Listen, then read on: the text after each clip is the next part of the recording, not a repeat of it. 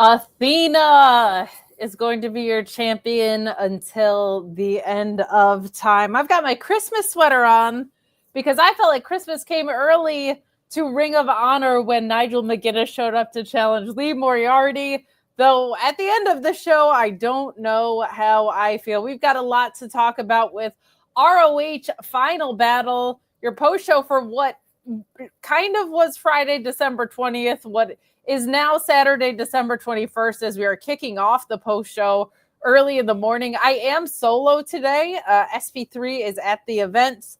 A lot of people at the show tonight. Cresta, our wonderful Cresta, was at the show tonight. Lyric, a good friend of Fightful, is at the show tonight. So a lot of people getting to see the action in person. I live close to the city, but I've got my family Christmas party and some other obligations today that are, I chose to sit out. And I said the only thing that I would regret not being there for would be Nigel versus Lee. And then, of course, it happened. But you know what? We're going to talk about pure matches and why I was actually okay with sitting at home watching that one, because some of the nuances, the things you see up close instead on a pure match kind of make it. And Ian Riccaboni's commentary on pure matches, the additional context.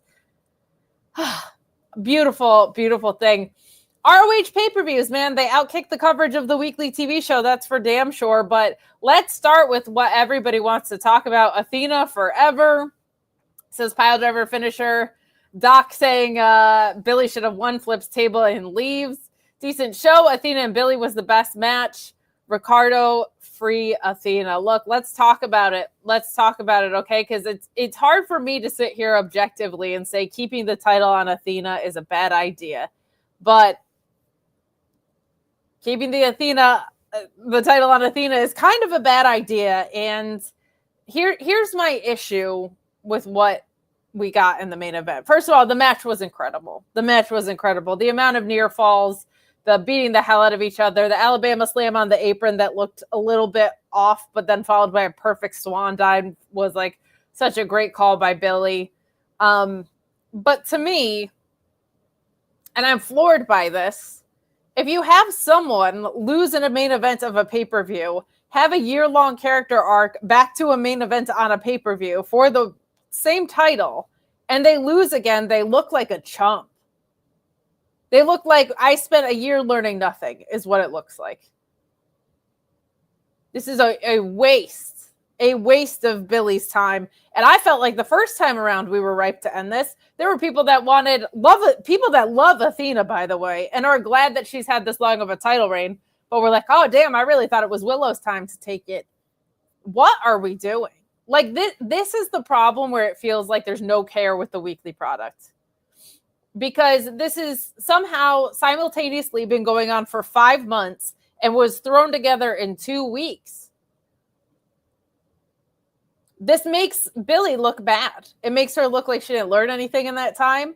It doesn't make Athena look more dominant. She can't look more dominant than she already does. There's nothing else to prove for Athena on ROH. And for the love of God, let this woman, if you watch tonight's main event and are like, you know what, every ROH champion except for this one should be on our AEW television and in other things, and on pay-per-views and on Battle of the Belts is kind of done now, thank God. But like, what on earth are you doing by not letting this megastar, who once again from ROH was at least in the running for Women's In-Ring Wrestler of the Year for the Fightful Awards, even though nobody watched, it's me and like 6 other people that watch the weekly television. Why are you hiding her? Why? I don't understand what's to be gained by Athena winning. I don't understand what's to be gained by Billie losing. See, Delgado saying 2-year build for what? What are we doing here? The hell if I know. The hell if I know. This is what happens. It feels like nobody's paying attention to the weekly ROH product except for me. And SP3. And some other people. But it doesn't feel like anybody in AEW is. It feels like Collision leftovers, except for the occasions where they have tapings that are stationary. The Texas shows were great. When they were taping in Jacksonville, it was great because they had to sit there and they had to plan out weeks of stories in advance. This is the prized jewel. This is the story that's been carrying the entire pay-per-view. The entire company Athena has. And you throw it together in 2 weeks while letting it simmer for 5 months as well. Athena's longest reigning champion celebration comes like a month after it happens. How are you not taking care of at least the one story that has mattered on the show, man? I don't get it. Tim McFowle, who's always so supportive of us around here, says, "Hi, Kate. Kind of disappointed with the show, to be honest. Billie was not in Athena's league tonight, and if she's not ready, that's fine, but then don't book the match. She looked better in their first match, and it was an objectively better match. So here's what I think the issue was with this. I actually thought Billie was great. I didn't have a problem with Billie's performance. I do agree with you that the first match or the match this year, this pay-per-view last year was better because the story was better. The build was better.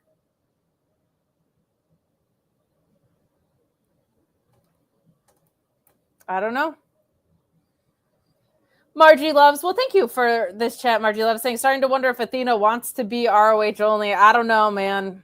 I don't think there's many people that want to be ROH only. I think there's probably people that want to contribute, or in her case, even carry the brand. But, like, it's better for the brand if it has crossover with New Japan and Stardom, if it has Forbidden Door presence, if it has pay-per-view presence, if it has occasional main roster programs. Because I'll tell you what, we're going to talk about the tag match that happened tonight with the Sons of Texas. Great match. They probably should have lost too.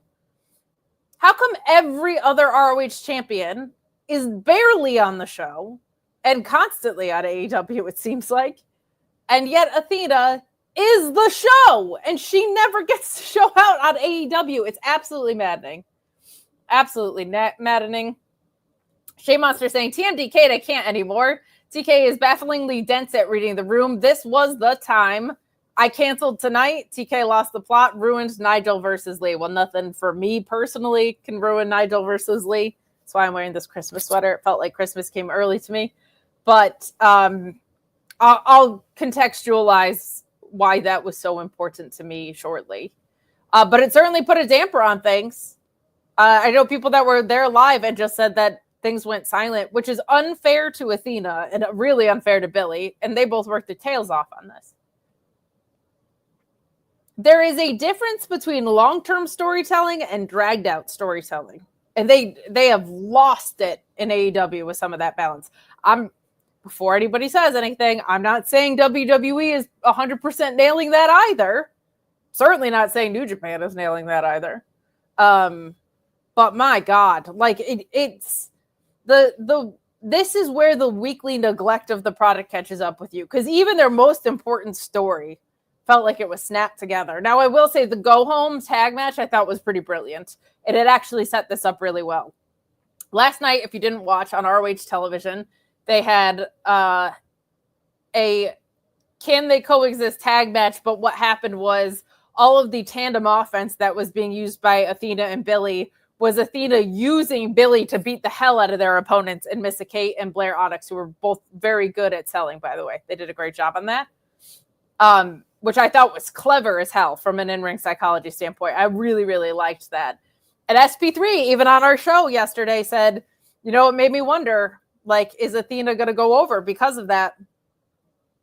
Yes, she was. They gave Billie the first ever TV women's champion, and she had 0 successful defenses. Women's TV title championship, excuse me. 0 successful defenses. Like one of the easiest, most likable wrestlers to get behind in the world. What is there left for Athena to win? And how much more does Billie have to go through? The fact that it's the same pay-per-view a year apart and no advancement has been made is baffling to me. Now, there were in-ring story advancements that I thought were well done as compared to last year. But I'll tell you what, if you are going to have Final Battle 2023 as your throwback match on ROH television on yesterday's episode, you damn well better make sure that this match gives you something different and is better.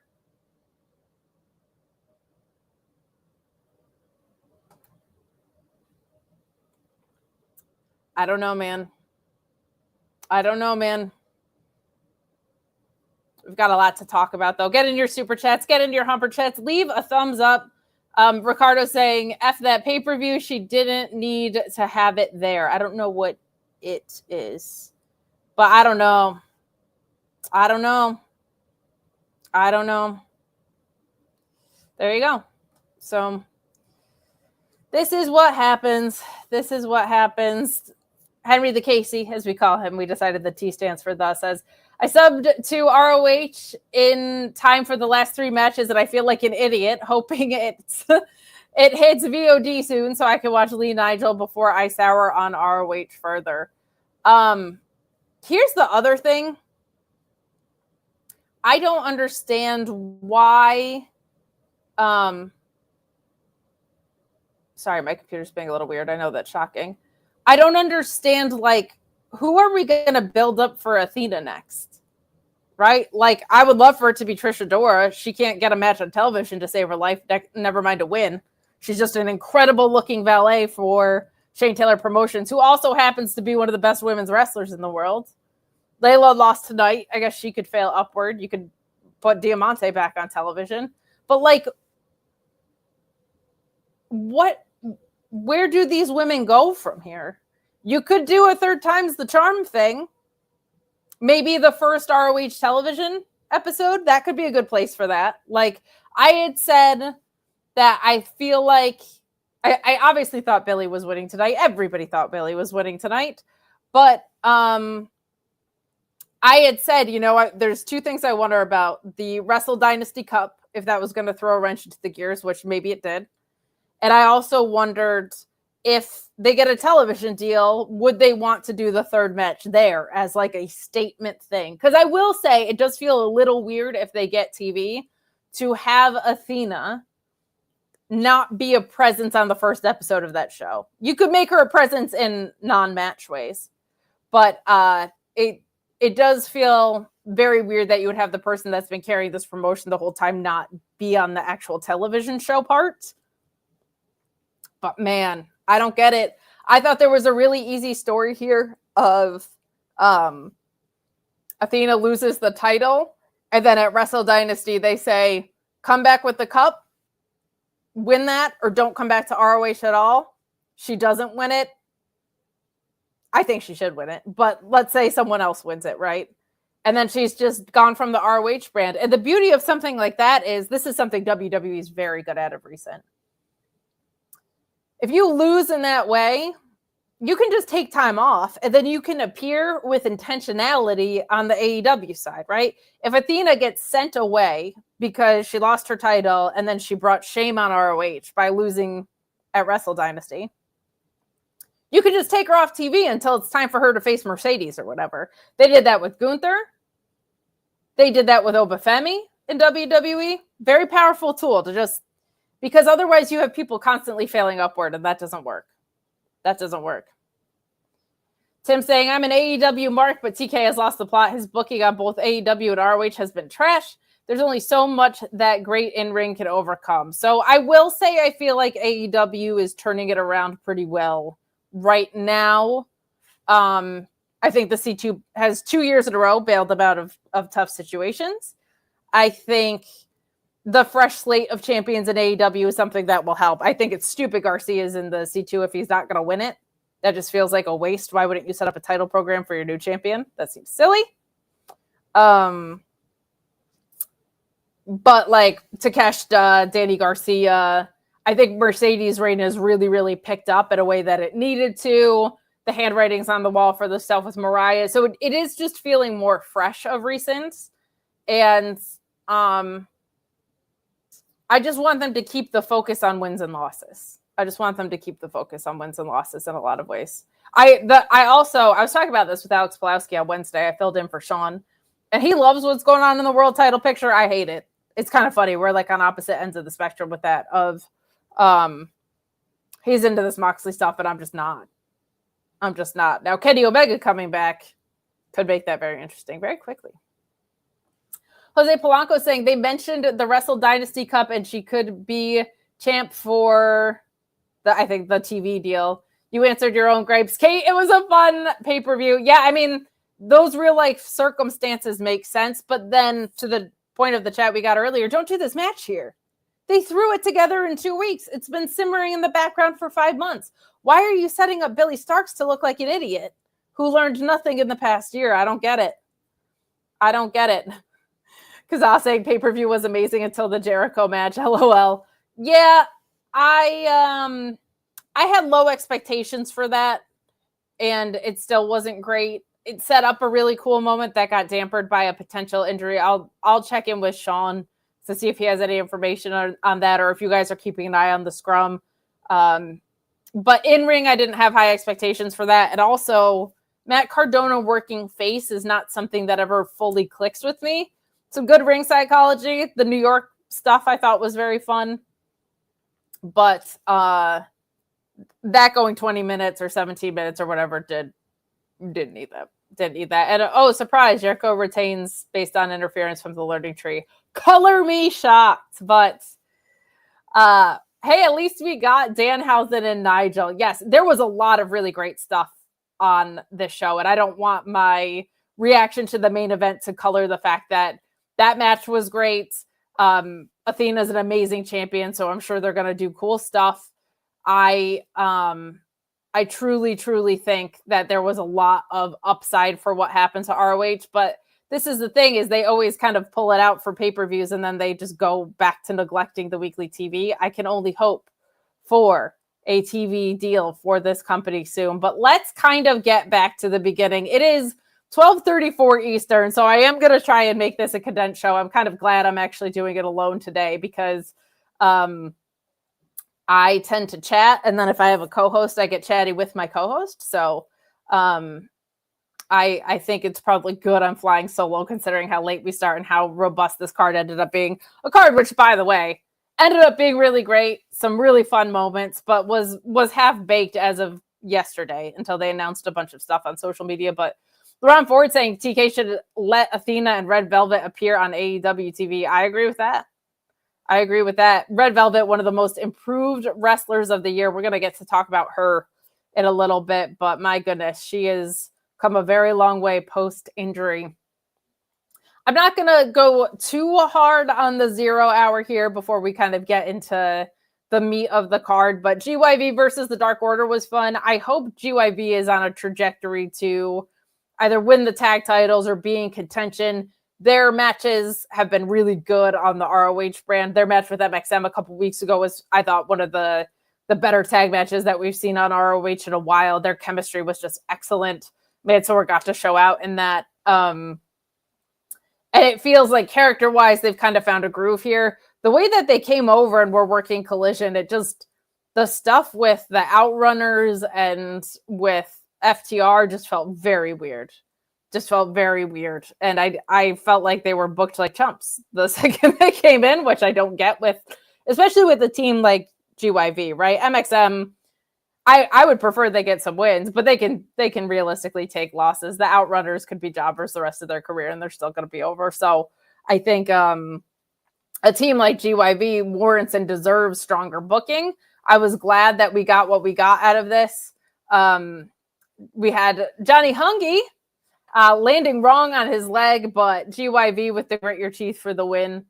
Some good stuff there. I will also say that Bobby Cruz as a ring announcer looking very sharp in his Christmas gear here, in his fancy suit. Ian Riccaboni and Caprice always looking great on commentary too, but some festive gear was sprinkled throughout this, and I thought that was quite fun.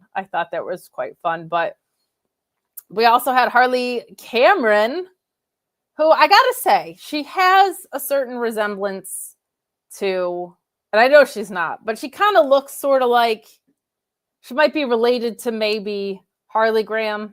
I don't know, but I just not a ton to talk about here. She's facing, I'm not up to date so much on the Stardom scene, but I do know, I think Hanako is in Mina Shirakawa's faction. So another one of the AZM gals over there, but I was very impressed with what I saw from her tonight. I think this match was to establish that Harley Cameron can go silliness involved or not. We have Hanako grabbing Harley Cameron and doing an airplane spin, but Harley turning it into a flying head scissors, which looks good. And then Cameron to the corner, but Hanako catches her again and hits a choke bomb, which finishes the match here. This felt like a pretty classic match of Harley Cameron trying her best to kind of cut down the tree of Hanako. There was a noticeable size difference, but all in vain. All in vain there. I'm so excited that Harley Cameron is so good. Like she's really blossoming. And I've said this before, what surprises me so much with her and what delights me so much with Harley Cameron is I feel like she has very quickly grasped what a lot of people consider the harder parts of wrestling very quickly, like almost grabbed that ahead of some of the other more like fundamental things in wrestling. She's really settled into nicely for someone who's had about, I think, 40 career matches. So Jan Beard saying, I'm thinking that fan theory I've seen online might be true. Monet versus Athena at All in Texas, title for title, especially if Monet also beats Mina. We're waiting all the way till Texas with this title, right? Like, she's the most dominant champion in ROH history, man or woman. There's just only so much more that we can go from there. And, there's probably still more story left in the MIT picture, I guess. But I'm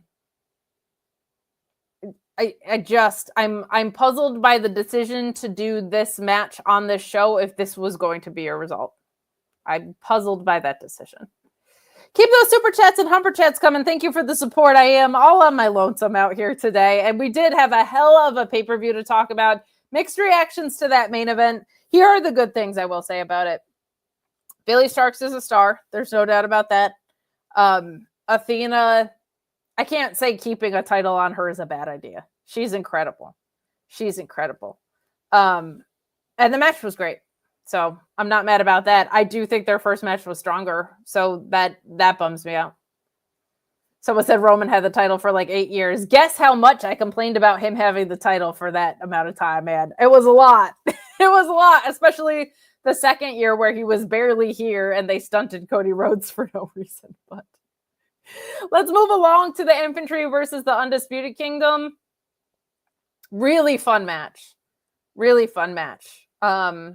My parents don't watch wrestling. I make no qualms about it, but I know the Infantry caught their eye a little bit while I was watching, and my mom loves Mansour. We'll talk about that in a minute. She loves MXM, but the Infantry hitting the boot camp.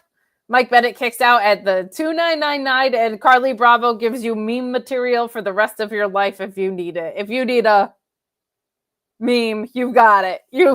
But Taven posts Bravo and hits that Rockstar Supernova, for the win for the Undisputed Kingdom. Dude, really fun match. This is some of my favorite work I've seen out of Matt Taven in a while. I really liked his pure match the other week against Lee Moriarty. He just has some extra bounce to him of late. Like there's just a little bit more crispness, a little bit more laying in of things. Mike Bennett, I always adore. Shane Taylor Promotions absorbed the Infantry to become a unit, right? And when you do this, you guys know I'm a TMDK fan, right? So this is just my evergreen struggle. If you set out to make someone a unit and they're fronted by Shane Taylor, right? Gold and wins need to back up that unit absorption. What? Why are they losing a meaningless match here? I actually think the Undisputed Kingdom benefits from a loss based on what's going on the AEW main roster. I'm sure they wanted to give them the really cool moment of tagging together in Hammerstein. They've been a tag team for a long time and didn't have that. But like Shane Taylor twice, back-to-back business quarters, has been like, I'm coming for that world title, and they don't give him a title shot. He makes something really compelling happen after the Infantry, who's fantastic. But they kind of feuded with like all of the major tag teams that were being presented in ROH at that time. I didn't know where they were going, not because of a lack of talent. They're fantastic. I wish there were more places for them to go. But it felt like booking ran out of ideas for them. And then here comes this incredible merge with Shane Taylor Promotions, built off of a seed that was planted before Tony Khan even bought ROH, between Trish Adora when she was in that fabulous women's tournament booked by Maria Kanellis and Shane Taylor, where Trish Adora had a really amazing showing in that tournament and lost. And Shane Taylor, you just see his hand come into the camera shot and pick her up literally off the ground and say, "You're a queen. Let's remind them who you are," or something to that effect. It actually made me cry. It was one of the most powerful ROH promos I'd ever seen at that point, because there was just a sincerity there. And then they're just going to lose on ROH pay-per-view. And they lost a couple weeks ago for no reason. Just back it up with some wins. That's all. Like, Shane Taylor doesn't need a lot. If you give him an inch, Shane Taylor's taken mile after mile after mile. That guy will tell you how good he and his friends are, like, with the most believability of anybody. When I think of promos in wrestling, Eddie Kingston, Kevin Owens, Shane Taylor are all in the same class of some of my favorites of, I believe you when you tell me that you're going to kick somebody's ass. That is such an important thing in wrestling, guys. A promo is supposed to promote a match, not be a segment for you to talk a bunch. Shane Taylor makes me want to watch a fight. And then they're just going to keep having them lose. Like, come on, man. Come on. I really liked the pay-per-view. I feel like I'm being more sour than I actually felt. But this match was super, super fun. It's 0 hour booking, so whatever. But happy that Taven and Bennett got that moment. This was a blast. This was a blast. And also, go check out the final sequence, really, because you'll get Carly Bravo going. It's good stuff. It's good stuff. See, Pile Driver gets me. I like Shane talking shit. Me too. Check out his interview with Sean Ross Sapp. There was some very, very cool things said in that, which I appreciated. So check out that interview. Guys, we're working toward the main card here. Get into your super chats and your humper chats. Give some love to Luis, by the way. He is moderating even in these late hours after having already done our SmackDown post show. Luis is the absolute freaking best. So I always feel wonderful and safe when he is moderating my streams. But the 0 hour go-home match here to the pay-per-view was the Gates of Agony versus Lee J. And this was an interesting one because this had a little bit more snap and story behind it than maybe people that don't watch the weekly product realize. Gates of Agony have been undefeated for a little bit. They really have. And they've been doing some really great work. And Lee J has been talked about as one of the hottest acts that you could have. Mentioned in the name of main eventers like Swerve. I think there's a lot of places you could go with the team like Lee J. Lee Johnson. We finally got to see him in action again. Looking like $1 million. When we talk about most improved wrestlers, he's on that list. He's on the list of one of the most improved wrestlers of the year. Everything that was a fundamental has just like this incredible, incredible snap to it now. And just looks so crisp. And like his offense, he found his offense. He found his offense in a way that like Anna Jay looked like she found her offense in the match against Mercedes Moné. His trajectory in ROH, unreal how much that guy has improved over the past 18 months or so. Haven't seen him as much. And that was partly because he kind of wore out his singles welcome in the sense that one, the men's division on ROH is just very thin. That's not a shot at the talent at all. They're amazing. They're just not properly booked and used.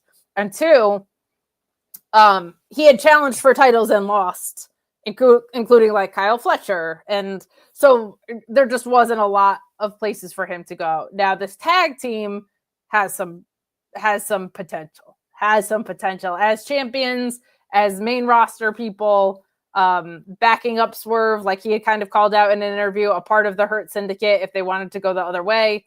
Could be super, super, super, super fun. But you get a guy like Lee Johnson who's come such a long way, really explosive, really crisp on the offense, and you get like this fantastic monster in EJ and Nduka. Like, man, the charisma, the finesse, the hard-hitting side, they're a really fun combination, and I just really enjoy what I'm getting from them. But this is Gates of Agonies to win, and then we get a post-match angle here. So Khan catching the power bomb here to open the gates, but Lee kicks out. I keep going to say Lee Moriarty because my notes say Lee, and I mean Lee Johnson, so my apologies. Lee Johnson kicks out at like a fantastic 299999999. And another attempt, and they keep Lee down this time. So I like that it took 2 to put him away. There was a lot to like about this match. The hot tag aspect I thought was really fun with EJ because he just comes in there and clears rings. This is how you know I'm a wrestling nerd, guys, okay? I've been appreciating the art of the hot tag a lot more, just in general. I noticed it. There was always something, sorry, I know, Kate gets through a post show without mentioning Zack Sabre Jr. challenge, right? But there was something really special about when Zack Sabre Jr. is a hot tag because he clears a ring with technical wrestling. Like, it's nuts. I've never seen technical wrestling clear a ring before. But he did it in the Casino Gauntlet match. He did it when he was a part of Suzuki-gun. I just always appreciated that because I was like, he doesn't change his style. He makes his style work to the situation he's in. And I don't know. It made me think about the way people enter as hot tags more, what that looks like. EJ and Nduka is a really, really fun hot tag. A really, really fun hot tag because he's strong. He's a badass. He has this just effortless charisma about him. You want to see him get in the match. You know what I mean? Like you're waiting for that moment because he's such a badass. Now we do get a heel turn. They weren't like necessarily baby faces or anything. This wasn't like a dramatic turn if you're not keeping up with the weekly television, but it gets kind of cemented because in ROH terms, man, there's no love. We get I was thrown off, EJ and Nduka, by your acting performance of this. The whisper into the ear of, I can't remember if it was, I think it was Toa. I can't remember fully though, so don't quote me on that. But the show of respect seemed really sincere. He did a really good job selling. I was like, oh, that's a nice moment. Because, like, it's a 0-hour match. It doesn't have the biggest stakes, and it was a great match. And then, turns out that Lee J are a bunch of sore losers, and they ambush the Gates of Agony, which I think is a ballsy little move on their part, because those guys are huge and scary in a good way, in a fun wrestling way. And I would, personally... This is just me. This is a mea culpa. I would not mess with them so much. I would not mess with them. Guys, it's 10 of 1 in the morning and there's 2,700 of you watching me right now. Thank you so much for tuning in late night for this ROH post show. I'm going to kind of run back some of the reminders that we give you at the beginning of the show because there's more of you watching now than were then. But please leave a thumbs up on this video, especially I'm just out here giving my little solo review from my parents' basement today. So please send some love by leaving a thumbs up. Leave a comment too, and just let us know what you kind of thought overall of the pay-per-view. I had a blast with it. I had a blast with it despite me not loving the main event booking, but I thought this was a home run for them. Always are. I thought Hammerstein looked like a great venue. So sound off in the comments and let people know. We'll also remind you to subscribe to FightfulSelect.com. The news broke earlier this week that Kenny Omega is slated for a return by World's End. That's a huge, huge win for the AEW product. News about Bandito, who we're going to talk about in a little bit. He was rumored as a return, or confirmed as a possibility, at least by Fightful Select. So just a matter of where people were going to slide in. We were just at 69 thumbs up, and I reminded you to do that. I'm sorry. We have to, so 100 more of you have to leave a thumbs up. We have to get to 169 of you because we got to keep the train going. Is the booking for ROH salvageable? I actually accidentally clicked this, but I think any booking is salvageable. It just takes care. There was a point where the AEW women's division felt like it was unsalvageable, and then it was great because they gave a shit about it. It's that simple. Just care. I think in order for it to become salvageable, they need a dedicated creative team, and they need to not be Collision locker room leftovers. That's it. That's it. That's a good start. We've seen it be really good anytime they're stationary. We've seen it be really good. But let's dig into the proper card. Keep those super chats and humper chats coming. Thank you to Luis, who posting this reminder, working overtime for us. I appreciate him so much. You guys don't even know. You guys don't even know. And I'm actually really glad he's moderating for a lot of reasons right now, but especially because Atlantis Jr. defeats Mansour. And if you need CMLL info, he's the guy to go to around these parts. I'm not as familiar with CMLL as I wish I was, or that I maybe should be when we get this much crossover between products. But it's not like a secret that I love MXM on here. Like I love what I've gotten to know of them as human beings just through our interactions. It's not like we're going to church on Sundays together or anything. But what I know of them as human beings, I adore. And what I've learned from them as performers, I've grown to really love. I was critical of their WWE run because there wasn't much of it. But when they started doing their own show and said they weren't cosmetically cleared, I was like, who are these guys? This is fun. And then their indie showing to this point has been great. So I'm just happy for these dudes getting to have this opportunity as human beings. I did think this was a weird match to start, though. I did. I thought this was kind of a funny way to kick off the show, but we soon learned why. I thought this match was a little bit more kind of slow to start, considering it's Atlantis Jr. and Mansour. Mansour had a phenomenal showing in that match against GYV a couple weeks ago on ROH television. Like, I was like, damn, he had his working boots on for this one. But it really picked up toward the middle and the end. It almost just seemed like they were feeling each other out for comfort. Lucha from Atlantis Jr. is quite something too. So, like, if it's not a ring style that you're so used to, like Atlantis Jr., I'm sure would be someone you kind of have to get the energy right with a little bit. They come out to a huge reaction. We get a dramatic tip touch. Most importantly, these are my mom's favorite wrestlers. So it was really important to me that they were on this card because I was watching with my mom on her iPad, and she loves Mason's fashion, first of all. Was a big fan of the fanny pack, big fan of the heart sunglasses, loved the poses, loved the entrance. But this really, really picked up in the middle and towards the end. Mason Madden having such a great feel in this for when and how to interfere without it overpowering the match, which is something that can happen, especially when you have Mason Madden's size, I feel like, and you have two smaller guys in the ring. Like, it can become a bit of a sideshow. And when you're a male model, to contain all that you've got, I think is a lot too. So I was really impressed with his feel for how do I get the crowd pissed off at me, but not make it about me? And how do I interfere in this match and make a difference without overpowering everything? But toward the end is where all the fun comes, because we get a Danhausen return in this. There was a really nice spot here where we have Mansour going for a springboard attack, but Atlantis countered it with a cover that looked really great. The cover is too close to the bottom rope, so you got Mason Madden on the apron, but Atlantis fights him off, and Danhausen is here with a huge reveal. He has this mask on that I was like, who is this guy? I would never know. It's definitely not a face mask of Danhausen, and then he rips it off, and it turns out it's him. So this was a super, super, super, like, unexpected for me. I just figured we weren't going to see Danhausen on television again, but like, I'm so glad it happened, because I think one thing that AEW got away from, which I'm starting to see them veer back toward of recent, is just listening to their fans about things. Like, and people want to see Danhausen. People want to see Ricky Starkz. That would be nice. That would be nice. But Atlantis hits a sunset flips, catapults Mansour out of the ring and onto Mason, but Atlantis goes back up for the frog splash, and that is the ball game there.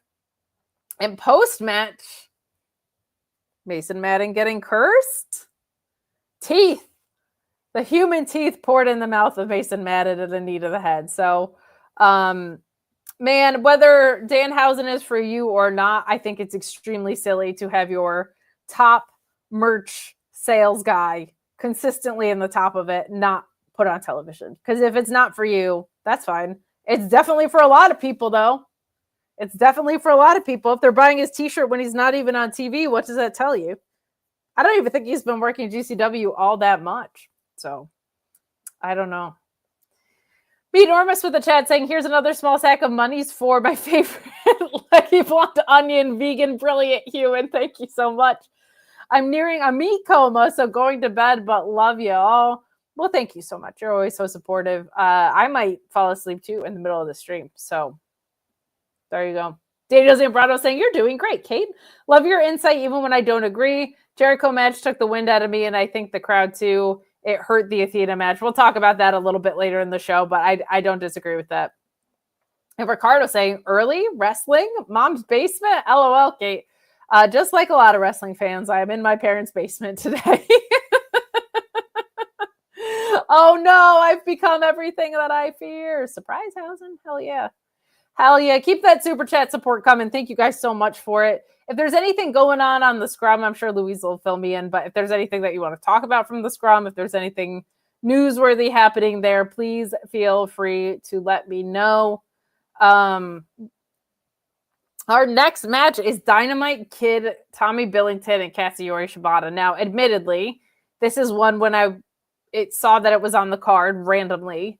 I was like, why are we doing this? Like, you could just have a normal size card. We don't have to be starting post shows at midnight. It's actually really annoying. So I was like, this is silly, but I really ended up liking this match. This was Shibata in his biggest groove, and Tommy Billington, man, I'm sold on this Dynamite Kid, I tell you. I am sold. This was, you guys know I love my techers. You know I love my technical wrestling. This was a really nice combination of kind of a strong style technical match. We got some nice shades of a lot of different things in this, but I loved the German suplexes that were traded. Billington with the first one, Shibata with the second one. They both get no-sold, and then you get that snap brainbuster by Billington and the STO by Shibata, and both of them were out for a little bit. I thought that was super fun, but this ends with Billington tapping out. We have both men on their feet. Billington striking and Shibata catching him in a sleeper. Billington fighting up, and Shibata pulls him back down to tap him out. There was no reason that this match happened other than the fact that it was a really good wrestling match. And you know what? There's worse things to have on the undercard of an ROH pay-per-view. Worse things to have than that. Than Tommy Billington, Dynamite Kid versus Shibata. Like, that felt as ROH on it as anything on this pay-per-view. I wish it meant something. I wish it was for something. I wish we had a single promo leading up to it. But just a really, really good match. Yeah, the chat kind of saying, the wrestler, yep, nailed it, Shibata. He just is. He just is the wrestler.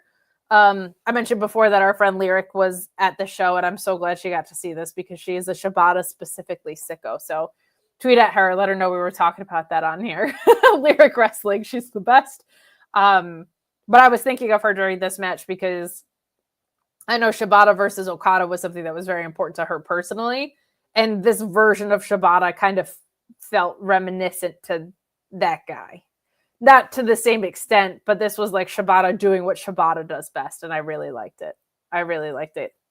Jose Polanco, thank you for the continued support today. I appreciate the multiple chats saying, if ROH gets a TV deal, I see some good seeds planted, hopefully sooner than later. Komander and Nigel were my favorite moments. Happy holiday, guys. Well, happy holidays to you. Happy holidays to you. I know we kind of talked on Wednesday. Some people had said, sometimes it's not the easiest time of year for people. And I certainly hear that. I know people that are in that emotional way right now. And I'm someone who loves the holidays, but it's not lost on me that this is a tough time of year. So if it's a time that you're remembering loss or some of my favorite people are in recovery from addiction, I know this is a very tricky time of year for them because you got Thanksgiving, the holidays, and New Year's Eve all in once. So if you're having a tough time, but you find relief hanging out here watching wrestling and hanging out watching a podcast, I appreciate that you choose to spend your time and in some cases money with us. So not lost on us that we are blessed to be able to do this for sure. So someone says they swear they heard Kimmy on the scrum. Kimmy was fantastic on our post show yesterday. She's going to be missed in the wrestling media side of things. But I can't wait to see what she blossoms into. She's a little forced to be reckoned with, but she's the kindest one. Like, she's very motivated, very hungry, very smart, very clever. going to be excellent at what she does. And I can't wait to see what that brings. See Delgado saying, judging from the scrum, they are dragging out Billie Athena because 2 years wasn't enough time to tell this story. Yeah. I mean, honestly, there hasn't been another long-term story for Athena. There's been multi-match feuds that are a little bit longer, but this has been the crown jewel of her entire reign. So I could see Billie taking it at the first TV. I could see Billie taking it at a future pay-per-view. So I think it took me 3 times to climb the mountain story is definitely possible. It's definitely possible. But what I also don't want is them to be like, oh, we don't know what to do with Deonna. Just have her go beat Athena. You know what I mean? Like, I want this for Billie. And again, I just don't understand why if Billie wasn't going to win, you book this match here at the same pay-per-view.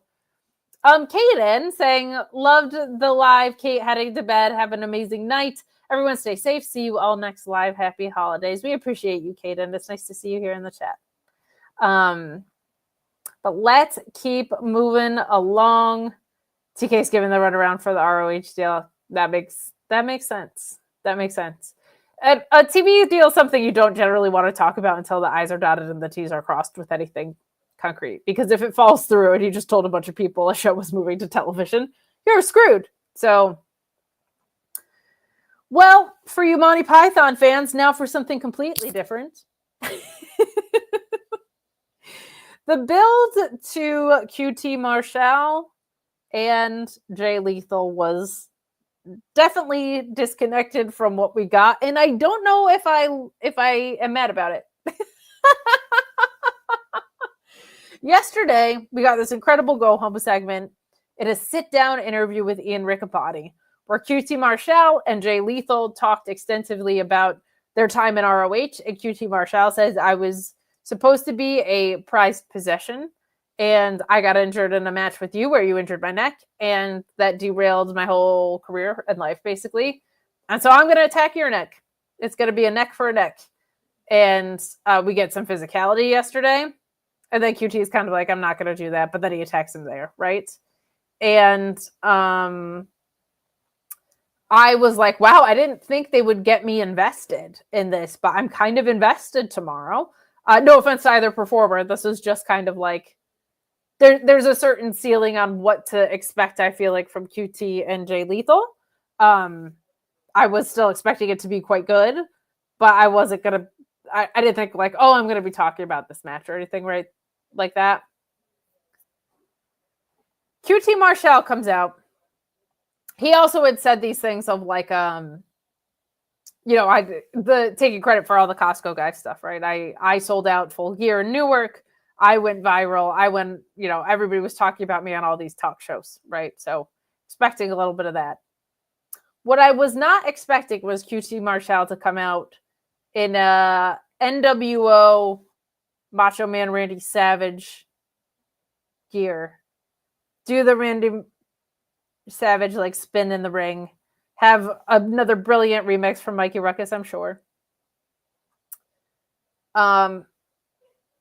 That has the NWO groove under it a little bit. And I was like, that's weird. And I should have known. that Jay Lethal was going to bring back Black Machismo. He comes out with Sensational Karen instead of Sensational Sherry, who did a beautiful job of paying tribute to her without being overly cartoonish. I think there was some reverence behind it with what Karen Jarrett did today, which I really appreciated. But Black Machismo, Jay Lethal is out there with Sanjay Dutt and Sensational Karen. QT Marshall has Aaron Solo in this. I was just not expecting Macho Man Randy Savage parody versus Macho Man Randy Savage parody. It was fun as hell, though. It was fun as hell. It is just not the match we built to at all. So I was certainly thrown off by that, but I had a great time watching this. I say over and over again, QT Marshall is. So people don't like him because people like to hate wrestlers. Like that's just a thing people like to do. And people have legitimate criticisms about him as well, and that's fine. But there's this very simple thing in wrestling that I've been kind of hammering this home of late. getting crowd reactions is just an important part of business, especially with the role that QT is playing right now. Whether it's Costco guy with a broken foot who hasn't wrestled in 20 years, or in-ring, I mean, I have no complaints about Jay Lethal in ring, except his finisher is a little superfluous. But he's great. And QT is really good. But I have not seen a QT Marshall match, Marshall, respect the legend, where he has not gotten the crowd reactions that he's intended. I just haven't seen it. I was on a boat watching QT Marshall multiple years, watching him on the Jericho cruise. And he got crowd reactions on a boat. And you might be thinking, well, yeah, it's a party on a boat. He was getting boos on a boat and a bunch of matches that had no story. Like, the guy knows what he's doing in there. And Jay Lethal is Black Machismo. Really fun, nostalgic callback. Really fun, nostalgic callback to pull on here. So this ends with the QT cutter getting attempted and Jay Lethal with a nice backslide for a 2 count. But Jay Lethal cradling him, and you get the lethal injection, which he hits multiple times for the win. Really nice use of each other's finishers in this. QT had a lethal injection of his own. That was quite good. You had interference from Jeff Jarrett, which you knew was coming. You had interference with Aaron Solo, which you knew was coming. Some people had speculated the Costco guys were going to be there because they had said in Texas that they were going to be at this event. So some people thought maybe they come in and cost QT. I'm still split on whether or not I like that they built to a different match than they ended up having, but it was pretty funny. I'll take it. Guys, leave a thumbs up on this video. Get in those super chats and humper chats as we go down this card. A lot of people have kind of already talked about the big news that Athena retains here, but weirdly, the super chat's not flying in for Black Machismo versus QT. I thought that would have been the money get of the night. But appreciate you guys sticking with me this late. Over 2,800 of you watching across platforms. That means a whole heck of a lot. You guys have no idea what I'm literally out here solo late at night doing what we're doing. But we are continuing down this card that ended up being a blast. Outkicked the coverage as it were. But we get our ROH Women's TV Championship, and I feel like I say this a lot. Red Velvet, not ugly. Not what one would consider an ugly human being. My goodness, what a beautiful, beautiful woman. She has a proper pay-per-view entrance, too, with the woman who does her theme. I wish I had seen her name. I didn't catch it. I don't know if they mentioned it on commentary, but I had the volume a little low while I was watching with my parents. But very fun that we got kind of a proper pay-per-view entrance here. I liked that for my champions. I had said Lee Johnson is one of the most improved wrestlers of the year. Red Velvet post-injury has been a different wrestler than pre-injury. There was, and I didn't hate it, but it made me nervous. There was a Darby Allin-esque thing about her offense where it was very high risk, and like how when Darby does a suicide dive to the outside, sorry, I have a hair in my mouth. When Darby does a suicide dive to the outside and everyone goes, he knows that suicide dive is just like a name, right? He's not supposed to actually be trying to. She had that kind of recklessness about her, which is fun, but also nerve-wracking. She has controlled it to a way where it looks like she's figured out how to use her size for violence rather than for anarchy. So I appreciate that about her. There's been a lot more of her having intentionality, her hitting harder, her just knowing how to lay in creative ways and make her offense explosive without being so reckless. And I think it's a sweet spot for her. I don't know what more I can say about Leyla Hirsch, man. I love watching this woman wrestle. I love it. I was rooting for both of them. I was like, I just hope both these gals have fun.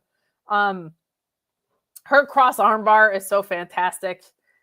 We have that towards the end of this. We get the cross armbar by Leyla, and Velvet picking her up for a powerbomb, which didn't go super clean, but went well enough because she follows it up with this spinning kick to the head that looked great. There was also a springboard moonsault by Leyla Hirsch that just, screaming in pain.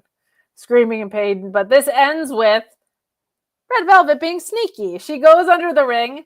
She grabs a turnbuckle, but the turnbuckle turns out to be a ploy because she had a wrench. So while the referee, because referees in wrestling, God love them, largely stupid, is tending to the turnbuckle, she uses the wrench to crack Leyla Hirsch in the head and get the pin that way. So pretty clever stuff by Miss Red Velvet. But this was a lot of fun. Their styles worked together. This match also had a little bit more build on ROH TV than some of the others. So I appreciated that about this. I appreciated that about this a lot, actually.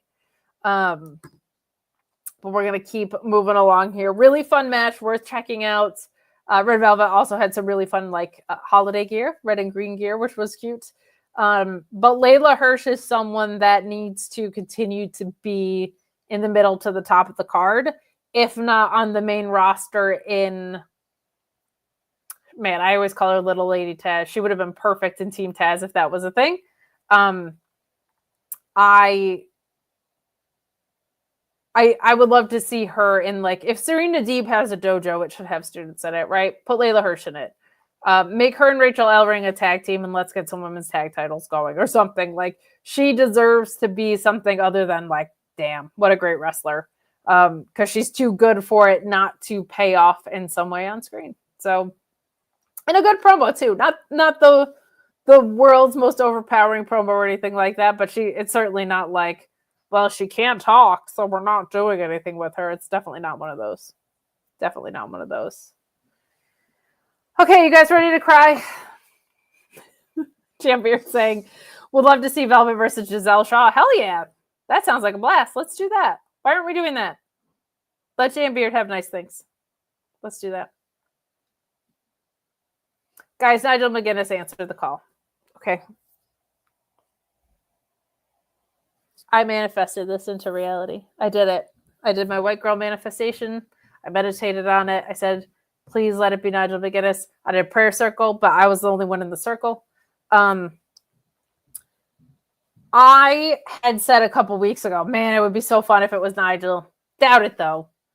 And then they started doing video packages, and they started talking about on commentary something that SP3 and I had picked up on. I'm like, wow, Lee Moriarty kind of uses rope breaks like OG Nigel McGuinness, pure champion, used rope breaks. He kind of bends the rules in the same way, which everybody should do. It makes the matches so exciting. And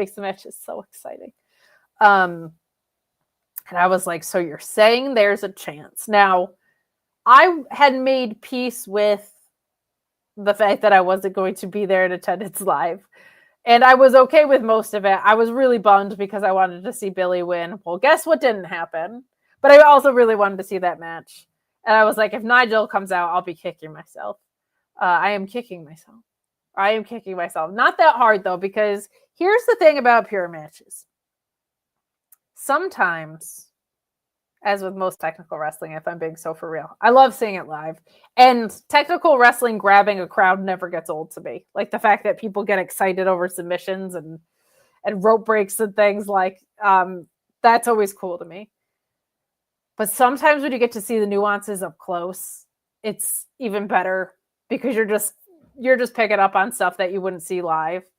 And when you have a soundtrack like Ian Riccaboni and Caprice Coleman in the background, oh my God, what an enriching experience. An enriching experience.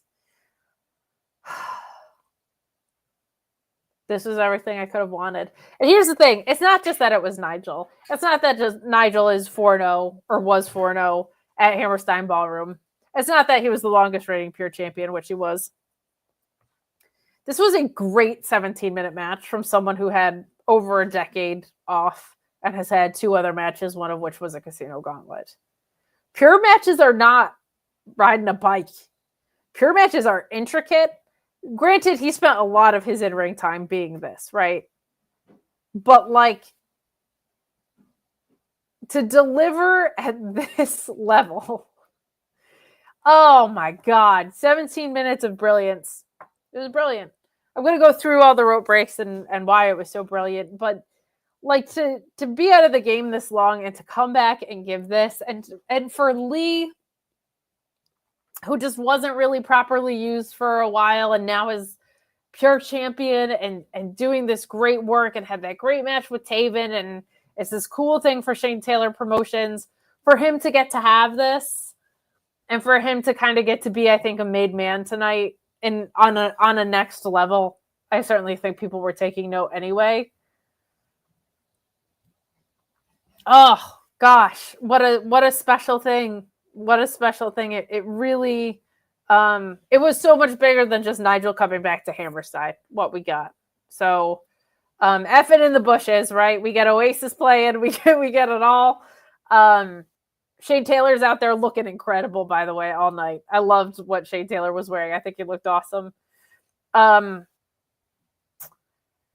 So we get some jaw jockeying back and forth. We get Nigel McGuinness saying, just because you have hair around your mouth doesn't mean that you have to be a pussy. And Shane Taylor says, like, well, you are what you eat, I guess, which I'm just saying, that's not a bad thing. Just saying. But then Nigel says, well, you must be Lee Moriarty's asshole then. So we got some shit talking in the beginning, which was great. Commentary doing a great job filling you in on the things that I had kind of said of the longest reigning pure champion. He's 4-0 at Hammerstein. And Nigel says, we're going to bring back the old school rules, which should be the rules all the time, which are that you can only win by pinfall or submission. You get 3 rope breaks, and that straight punches are illegal and is penalized by a rope break. Immediately knew that this was going to come into play. I'm going to run down the brilliance of this match, but if you haven't seen Nigel's pure matches, they're some of my favorite wrestling matches of all time. He's the reason I know who Volkan is. He's the reason that I fell in love with technical wrestling in accordance with ZSJ's TV title reign. But these matches, there's such a beautiful technical violence with Nigel. And it's still true, which is crazy.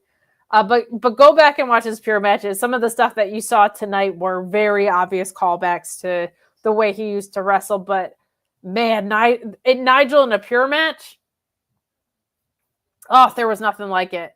There was nothing like it. And we got some flavors of that today. But you have Lee going kind of feeling cocky at the beginning of this, going for a bit of an arrogant 2 count. But Nigel getting off the mat and Lee keeping control of the wrist, because not only Sean Rossap knows how to do that on drop toe holds, okay? Wrist control is part of the reason I fell in love with Volkan matches. One of the things that technical wrestling is built on, quite frankly.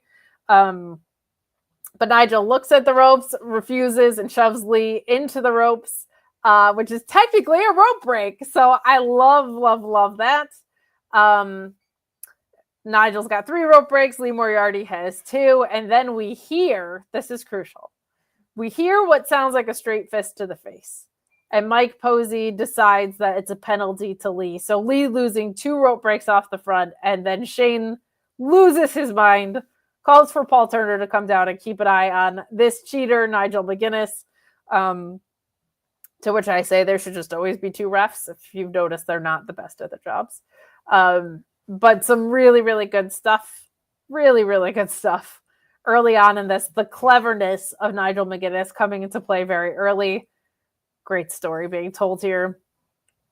But Lee picks up a rope break for Nigel on the Border City stretch. Nigel has to use a rope break on that one. Very, very well done.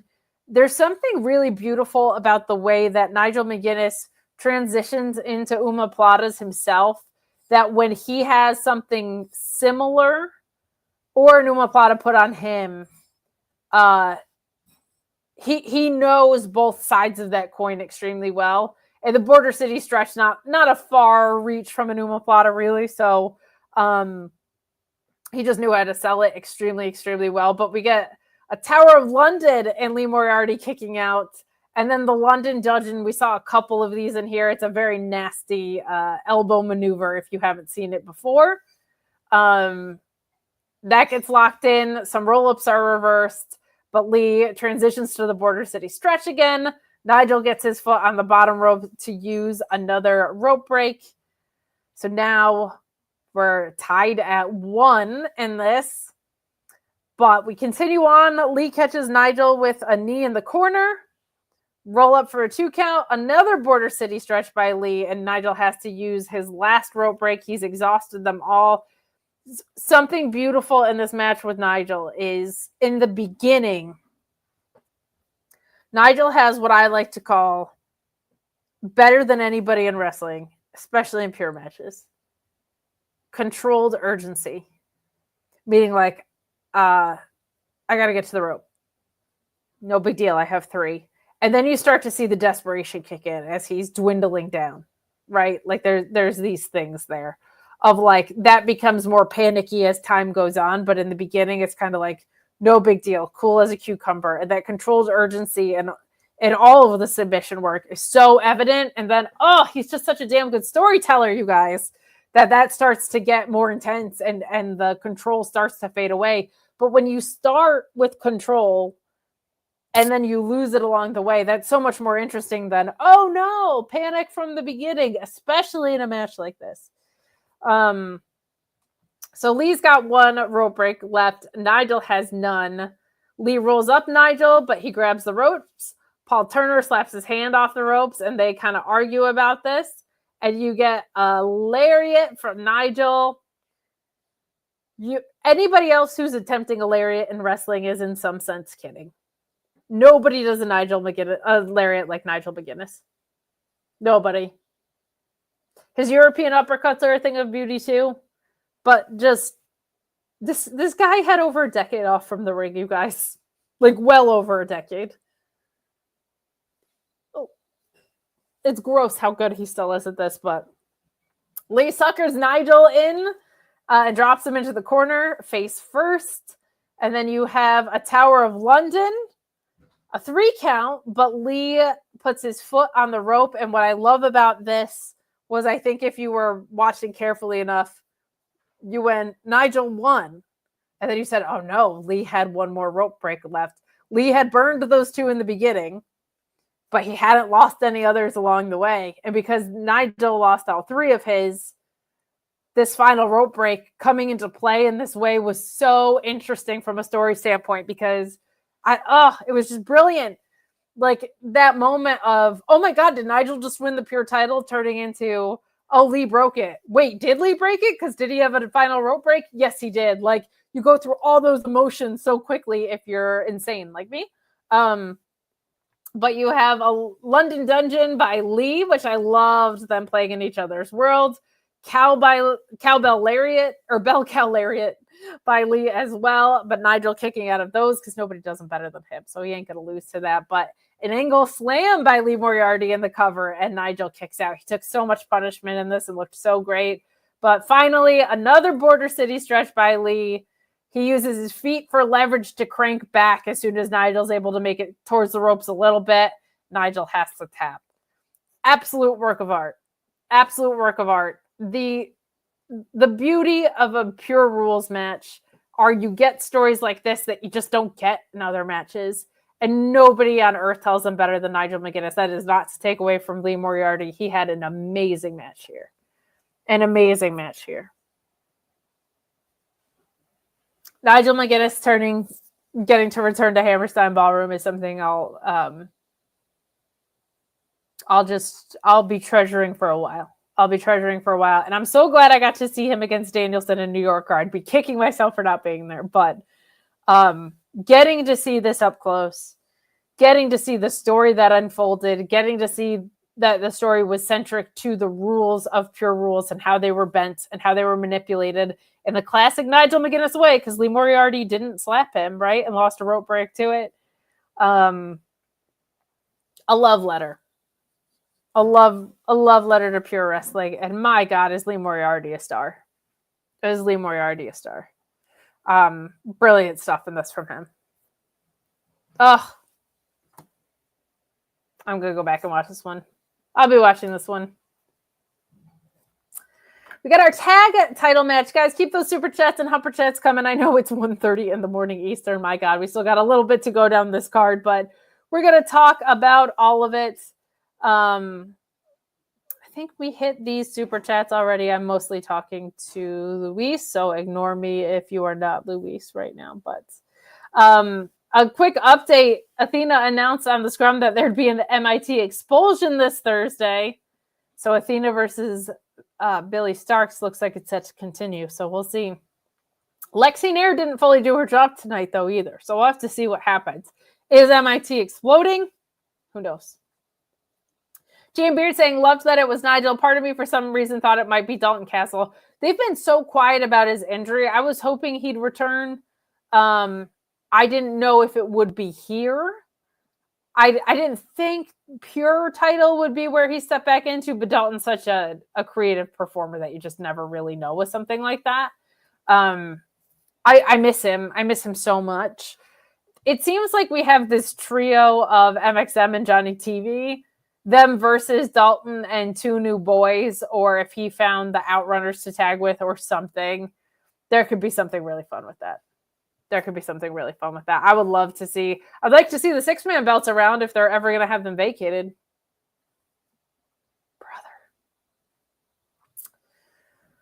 Brother. That pure match, man. Anyway. Our Texas Bull Rope match. The Sons of Texas defeating the Righteous. No offense to any of the teams. This was a great match, and it was a lot of fun. I just made that sound because it's not my favorite way. It's not my favorite way. I wanted the Righteous to win. So I just felt like this was one of the stories that had the most build to it. I think Vincent and Dutch are so criminally underrated in how interesting they are. And if they are headed to TV, I think they're one of the most compelling TV acts you could have. The build to this was excellent. SB3 saying hello. SB3 was at the show, and I'm assuming at the scrum. Hope he got to have some fun. I was just crying about Nigel. I'm sure that will not surprise SB3 at all. So, but really, really, really fun pay-per-view. I hope that SB3 had a super fun time there live. But let's dig into this tag match. It was a lot of fun. So part of the build, if you weren't watching the weekly television, SP3 saying, hi guys, Jericho's New York was amazing live. I was in stitches at the Statue of Liberty crown too. If you're from New York, you know how many people just buy those and look like idiots as tourists wearing Liberty crowns around. But the build to this tag match included talking about the cowbell and Dusty Rhodes and how it was gifted to Dutch. And Dusty Rhodes kind of coming into play here was a nice touch. I don't know if it was true or not, but he was a key part of the story. And I don't know if you've heard, but wrestling has more than one royal family. So it was nice to see that come into play. But it made the ending set up for poetic justice. I really thought the Righteous was going to win this until yesterday, where Dustin was just bleeding like a stuck pig because of a attack from the Righteous, and they call Sammy Guevara, who goes nuts. And I was like, well, you can't, like, the babyfaces have to win now. So one thing I will say is Sammy Guevara is best in matches like this. Dustin Rhodes is a fantastic in-ring psychology performer, and he can still go, especially for his age, don't get me wrong, but like, you need babyface reactions. Like I said about QT Marshall, he's gonna get them, and it's even more impressive to me in a tag setting the way he's able to maneuver to get reactions. But there was some fun to be had in this. It got violent, but we had the big moment of the poetic justice coming at the end for this. Sammy nailing the go to hell on Vincent, and in a sentimental moment, we have Dustin using his family's cowbell to finish off Dutch, securing the win. This was fun. There was a lot of fun stuff in this. The Orange Sunshine looked really fun. There was a spot where you had a Vince and Dutch double team move on Dustin, and Dustin resisted and flips him off right before Vincent uses Dutch for the Orange Sunshine. So some nice tension built in that. There was some attacks before the bell even happened because this had gotten so personal, which that felt warranted and justified. But at one point, they had to cut themselves loose by using scissors to assault Dustin and the Dusty Bell with the rope there. So there was, it was a proper blow off to a well-built feud that I feel like the booking should have gone the other way on, which is a bummer. But if they actually build other tag teams for contention, that would be fun. If GYV comes after them, if MXM comes after them, it just feels like they're a fun tag act, but it kind of felt specific to a set of tapings in a moment in time, and they don't really have a presence on the ROH television show. So I just want my champions to be on the show. That's it. That's it. Guys, get in those super chats and humper chats. People talk about the athletic commission. Yeah, I think the not being able to bleed in Hammerstein Ballroom is tough. Some people also saying like the Righteous deserved this. They deserved it for a lot of reasons. They've never properly built them back up after MJF buried them. And I hope that they do. I hope that they do. I think one of the biggest surprises of the night was the Survival of the Fittest TV title match. Now, I think most people thought Brian Cage was going to retain because this title reign has not gone anywhere. And they just thought that it would be good to get a defense under his belt. And that is not what happened. This was a pleasant surprise, I think, in a lot of ways, because I think Murder Machine probably has a higher ceiling and is a better use of Brian Cage. So him being the ROH TV title champion doesn't really make a ton of sense here. But your Survival of the Fittest match was Brian Cage, the champion, versus AR Fox, versus Willie Mack, versus Komander, versus Blake Christian, versus Mark Davis. Single elimination rules until there's one guy standing to be your TV champion if you've never seen the Survival of the Fittest match before. This was something that SB3 had a really fun idea for, which was have Mark Davis win it and then have Mark Davis go through the same paces that Kyle Fletcher had to go through to establish himself on the main AEW roster. I thought that was a really, really good call by him. That is not the direction they went. But the eliminations went like this. You have AR Fox come in to a stunner. Blake Christian off the top rope. Another stunner from Willie Mack. Willie Mack kicking Mark Davis. Stunner. Stone Cold Willie Mack in the house. That's what my notes say. Komander up to the top of Willie Mack with, you guessed it, a super stunner. And then a discus lariat from Cage to Willie Mack to have him out as the first man. Man, I love Willie Mack. They need to use him. He's great. He had the Santa gear on. He was looking awesome. I don't give a shit about any drama with GCW. I don't really care what's going on at the Juggalo wrestling thing. Just not my thing. Use Willie Mack on ROH television. It's stupid. Nobody has made this guy a megastar on their television. But a fun first elimination because Stunner City is just always a good time. But your second elimination saw AR Fox going to the top rope, Cage being in, ducking, huge boot. When I say a big boot from AR Fox to Brian Cage, AR Fox getting to show out for the time that he was in this match, but he puts Cage on the top rope and Cage stops him. Top rope powerbomb by Brian Cage and AR Fox is eliminated. So he's second out. He got to do some really fun work. He's always very reliable in multi-man matches like this, I feel. And here's where it gets kind of spicy, you guys. Your third elimination is a mega lariat by Mark Davis to Cage, pile driver by Davis, and Brian Cage is eliminated. So right away, you know we are getting a new champion, and then Mark Davis is eliminated almost immediately after because Blake Christian low blows him, and the ref didn't catch it, so he just rolls up Davis, and he's gone. But a shocking turn of events that you didn't do the typical thing of it comes down to you two.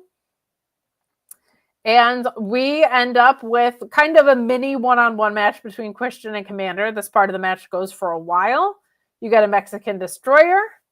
You get a super splash by Komander, and you have a new champion. Blake Christian doing a great job getting heat in this match, in the stretch. I think him low blowing Mark Davis helped, but even in the reactions, just for his entrance and stuff, he's got that heel heat, man. He's doing good work. He's another one I'd like to see get featured a little bit more, for sure. For sure. Blake did shine as a heel. I agree. No, sorry, I should have been clear on this. Juggalo Championship Wrestling, JCW, is somewhere where Willie Mack, I believe, is a champion right now, or is at least frequently wrestling. So those were separate thoughts, but I can understand why they came across as not separate thoughts. So there you go, Brian Cage with one of the most boring TV title reigns I've ever seen, because I think he defended it one time. A great match that one time, but I think he's got bigger fish to fry with Lance Archer. I'm hoping that tag team gets some love headed its way, because I've been a Lance Archer proponent for a long time. Well, in a personal attack on me, House of Torture are going to be challenging for your ROH tag team titles. Come on, man. Not even TMDK? I have been out here screaming from the rooftops that I want New Japan to have crossover with ROH. I think especially New Japan Strong could really benefit from a shared talent exchange or partnership or crossover or whatever. And they're like, we're going to send House of Torture of all the tag teams. Come on. The West Coast Wrecking Crew just won the titles. GYV just had the titles before that. But just send over TMDK, because that's what I want. I'll tell you what I don't want, House of Torture. I really, really don't. I really, really don't. Luis does point out, at least it's the two really good workers from House of Torture. That is a fair point, but it's still House of Torture. And it's also just fun to hate on House of Torture, honestly. Like it's kind of like my thing with Jeff Jarrett, where I'm like, even though I understand your value, it's just fun to be a hater sometimes. It's just fun to be a hater sometimes. So, guys, we're making our way downtown. Da-da-da, something, son, I'm homebound. There you go. You got a beautiful performance out of me right now, too. Please leave a super chat. Please leave a thumbs up. 3,000 of you crazy people are still watching, so thank you for tuning in across platforms. If you aren't subscribed to Fightful Select, what are you doing? Okay? How are you supposed to vote for the Fightful Awards if you're not on Fightful Select? You can't. It's the most wonderful time of the year, people. Head over to FightfulSelect.com. You'll read all about Kenny's comeback. You'll read about how Bandito was going to be there tonight. You'll read about more contract news. There's so much happening in the world of wrestling that you're going to want to be up to date on. If you like me yapping, I do it on the paywall as well for PLEs and pay-per-views. And every Monday for Sour Graps for Fightful Select with Alex Pulowski. So there you go. Subscribe to FightfulSelect.com. You know, I also had sponsors to play, and we're an hour and a half into the show. I haven't played either of them. So there's where my brain is out at 1:40 in the morning. Luis, can you grab them for me?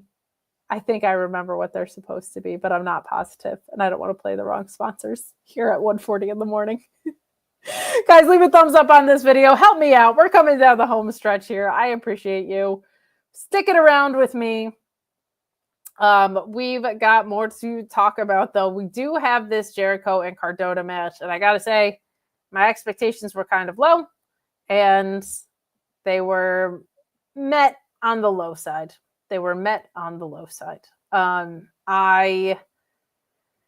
actually liked Jericho's King of New York stuff, probably because I'm from the area. The one that got me, it also got SP3, so it made me feel like, all right, it is a New York thing. Yesterday he was like, from the whatever to whatever. He goes from the penthouses in Spanish Harlem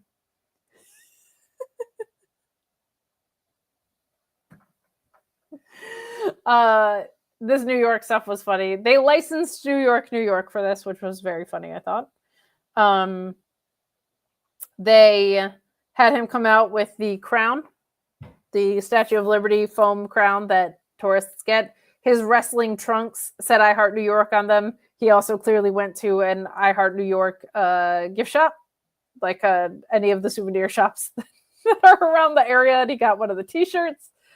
This has been the best stuff Jericho's done for a while, and I think part of it is because he's sporadically been on television, and it's not quote-unquote Jericho Vortex-y stuff. Jam Beard is banned from all Fightful content for the rest of his life, saying we need Evil versus Jericho for the world title. Take that shit to Jeremy Lambert, okay? Take that shit to Jeremy Lambert. We don't want that around here. We don't want that around here. No, thank you. No, thank you. Good sir. Kind sir. We don't want that at all. But I'll tell you what we do want. We do want a new champion at ROH. We do want a new champion at ROH. This did not feel like a co-main event. It just didn't have that vibe. But I'll tell you who do feel like main event players. And that's the Main Event Players podcast dynasty that they have going over there. We're going to have Sean Ross Sapp tell you all about it. But these are just genuine, cool, down-to-earth content creators in a sea of very emphatic ones, or sometimes intentionally obscure or biased ones. They're just really great guys. They have a ton of really cool fantasy booking stuff. And Sean's going to tell you all the great details about where you can find them. Hey guys, I want to tell you all about the Main Event Players, a group of content creators who have banded together to change the game. They've got their Outside the Brand podcast on YouTube where they give weekly previews and predictions for wrestling and sports. I've got my notifications turned on, so whenever they go live, I get that notification on my phone. It makes it so easy. Great dudes, lots of charisma, just a great feel when you watch their show. And something else that I really liked, they do eFed stuff as well, which was a big passion of mine. So I really want you guys to check that out. Also, the Wrestling Room podcast on Spotify.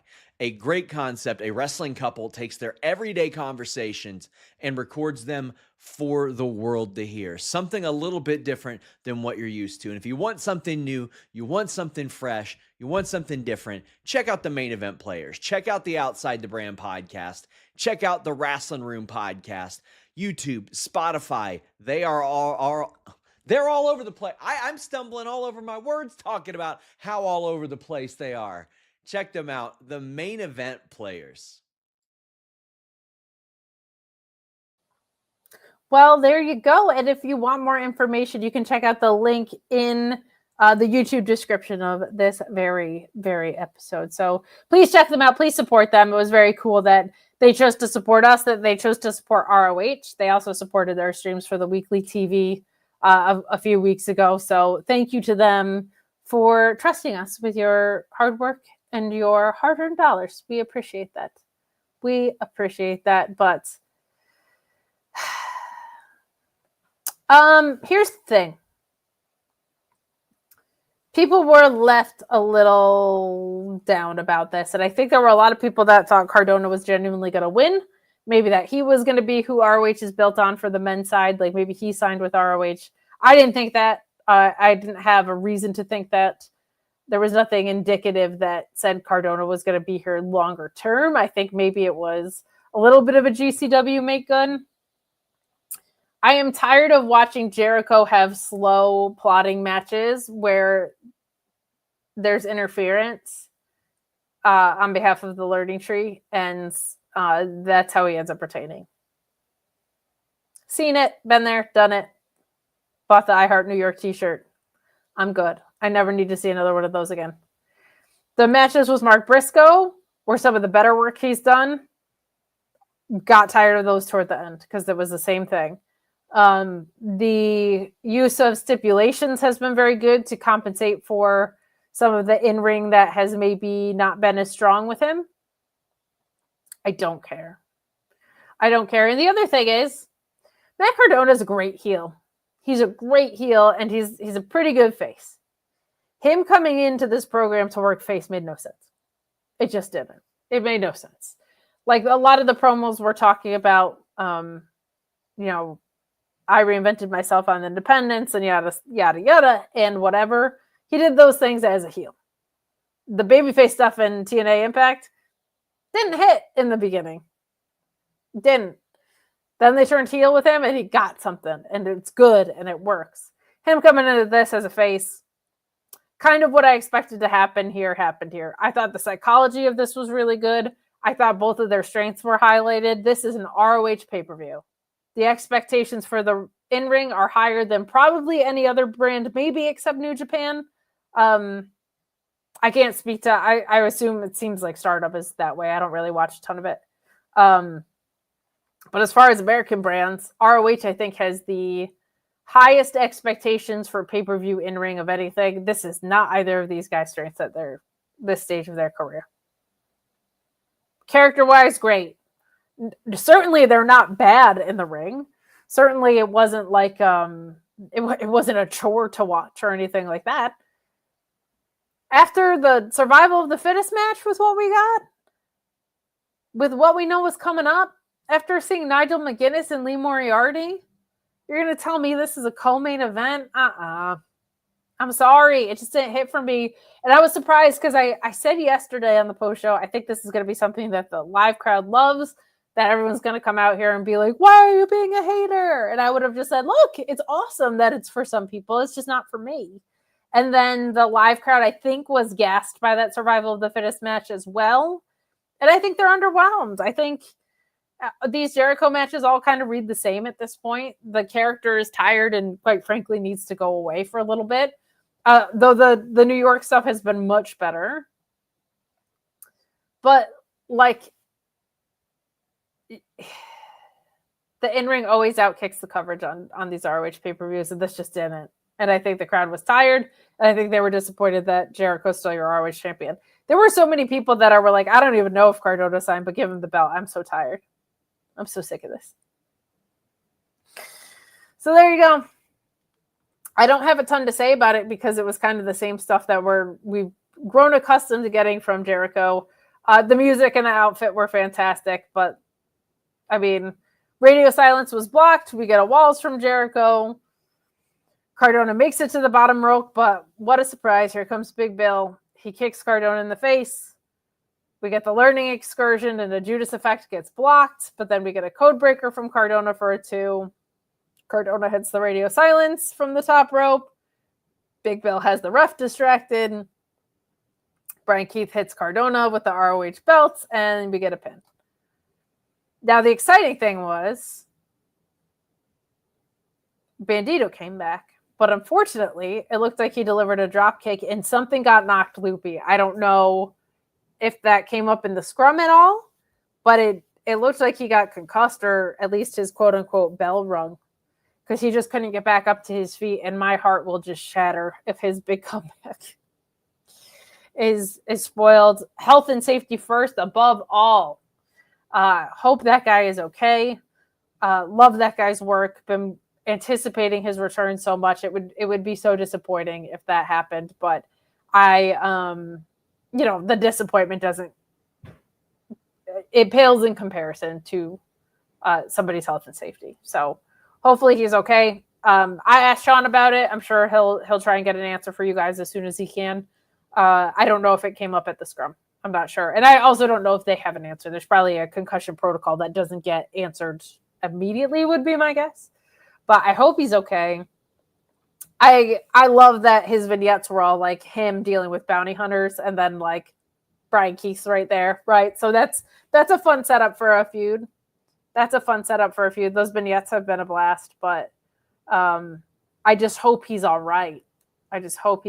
But the big complaint with Jericho is like, oh, the matches are so tired because he has the same opponents for like 6 months at a time. Here was a hot, new, fresh opponent, and I was still so bored. So there's that. Then our main event.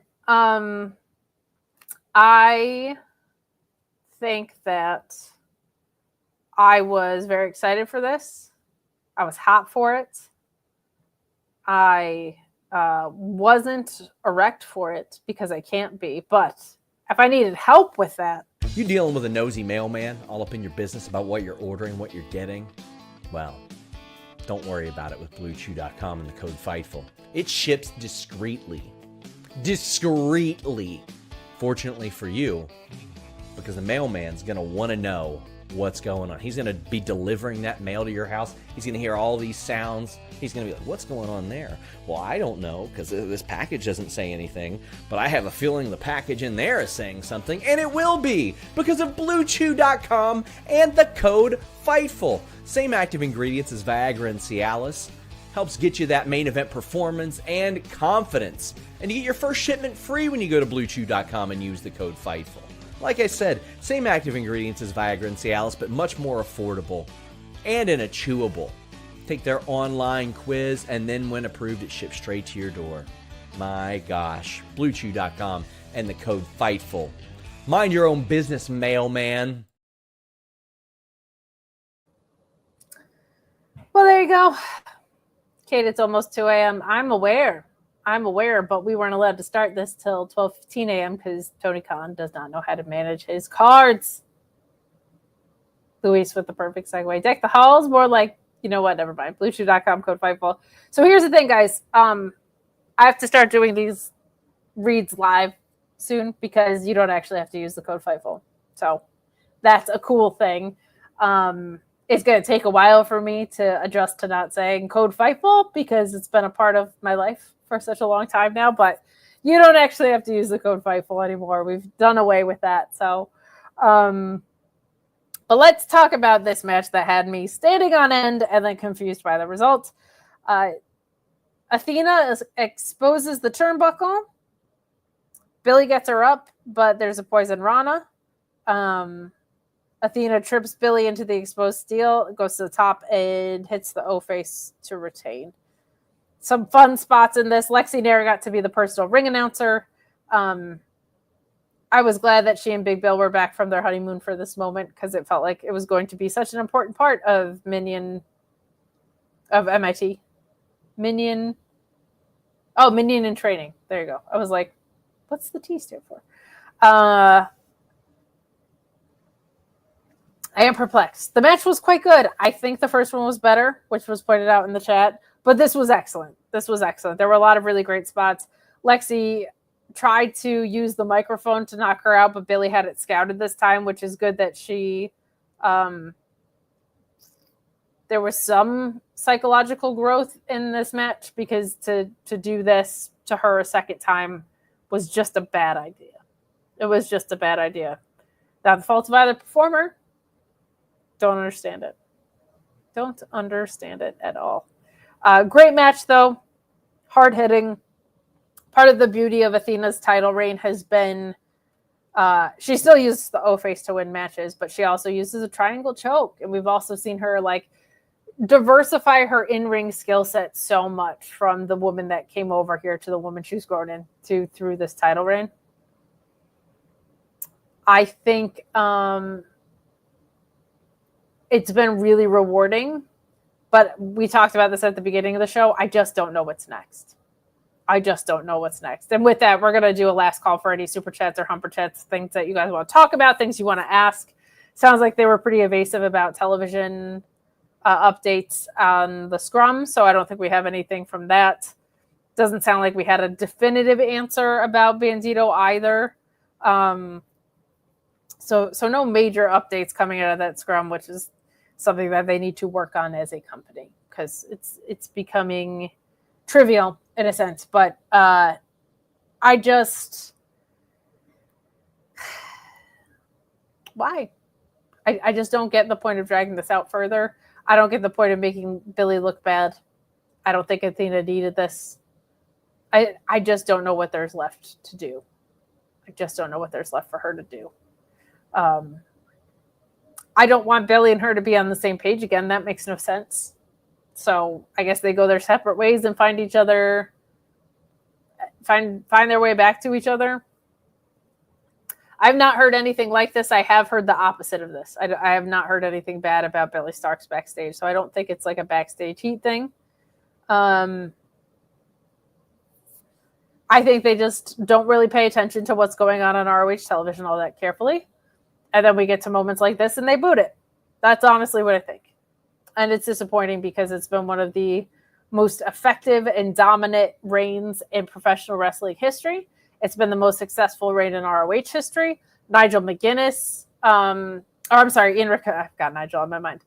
Ian Riccaboni says time over time when talking about Athena, she's not just like so successful for a women's champion. She's the most successful champion on Ring of Honor.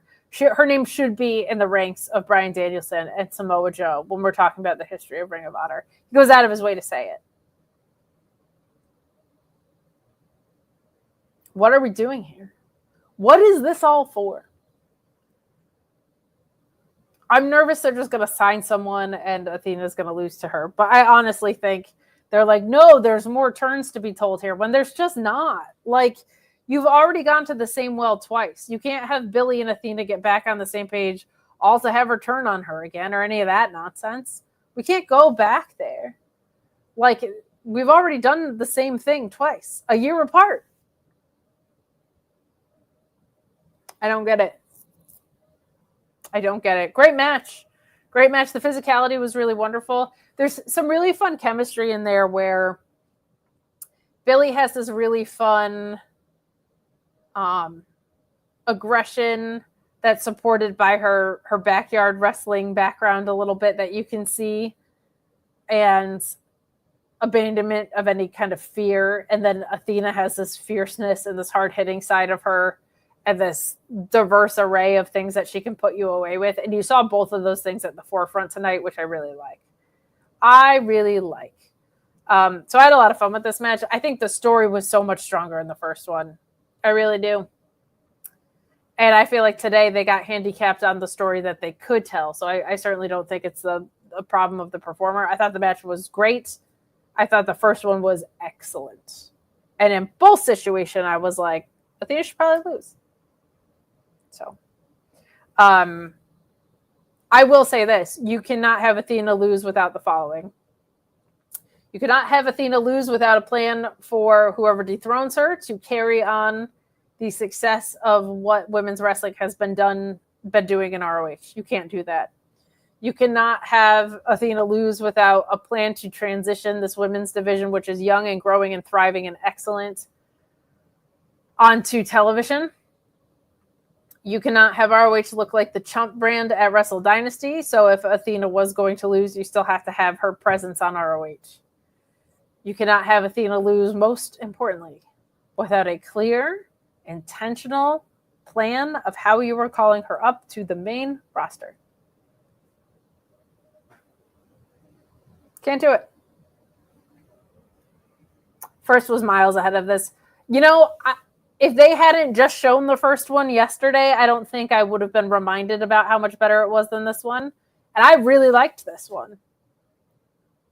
The first one was better. Because they had the creative support to tell the story that they needed to. This made no sense. The only thing that was like extra about it was when Lexi tried to hit her with the mic and Billie had it scouted. That was good. And the rest of it was a great wrestling match. But the first one, it felt like every move had some sort of significance to it. This was just a really great wrestling match. I don't quite get it. This is a good point from Ender Buckley saying, wild to think that if someone doesn't keep up with these shows or coverage about them, Athena just got beat by Jade and fell off the face of the earth, never to be seen again. Yeah. I don't think this is... I honestly do think Billie's going to win just at a later time. Maybe that first TV, maybe later down the line. But I just think they don't know when to stop going back to a well in this company anymore. And I don't think they care enough about ROH. I just don't think they care enough about ROH. So, not to be such a bummer, because I really enjoyed this pay-per-view. I got to see Nigel McGuinness and Lee Moriarty throw on an awesome match. I got to see a great match from Athena and Billie, even though it didn't have the results I wanted. Survival of the Fittest match was way more fun than it should have been. Komander's your new TV champion. Fun tag match. There was a lot to like about this card, but when you end it on... you have the perfect button to a mostly perfect story, and you choose not to do it so that you can probably drag it out longer. I'm done. Like that sucks. I'm not done. I'm not done with ROH. I'm not done with this story. I'm done with trying to understand why you would book it this way. I don't get it. I do not get it. What would I have to do to have viewers watch ROH in droves? Well, probably move it to Max. Probably move the library over to Max and combine watch ROH. They need TV because with TV comes expectations, and with expectations comes a dedicated creative team. I can't imagine they'll suddenly start caring about it. I would also say pulling them off the road is for the best, because you can't have the crutch on, they tape with Collision. You don't have that crutch anymore. And you have to plan things when you do batch tapings ahead. Like, you have to make plans and generally follow through with them because all the matches have taped. So, guys, we're going to round it out. This was a really fun pay-per-view. I don't mean to end it on a downer note, but fantastic. Alex chiming in saying, come to the dark side, boycott. I will never. Not my precious ROH. Not when they're giving me Nigel McGuinness showing up for Lee Moriarty. I can't in good faith do that. But perplexing stuff that feels like it hurts Billie and doesn't really help Athena all that much in the long run. But we are going to wrap this up here. Started at midnight, closing in at the 2 a.m. mark. Ridiculous. Or 12:15-ish, I think we started. But far be it from Tony Khan to have a properly paced pay-per-view. So, guys, leave a thumbs up on the way out. Thank you for the support tonight, especially at the beginning of the show. We had a ton of chats, so thank you so much for all the support you gave us. Leave a thumbs up and subscribe to Fightful Select. Plenty more to come. We are coming down the home stretch of the year, and there's still contract news to be revealed. So stay tuned for more. Got another pay-per-view coming up with World's End, so you know there's going to be scoops coming out of that. So stay tuned. Thanks for hanging out with me. Even now, there's still 3,200 of you watching across platforms. So that means so much that you guys would hop on and listen to me talk about this pay-per-view. Have a wonderful holiday. I appreciate you guys so much. Enjoy the rest of your wrestling weekend. I'm out of here. Trying to be.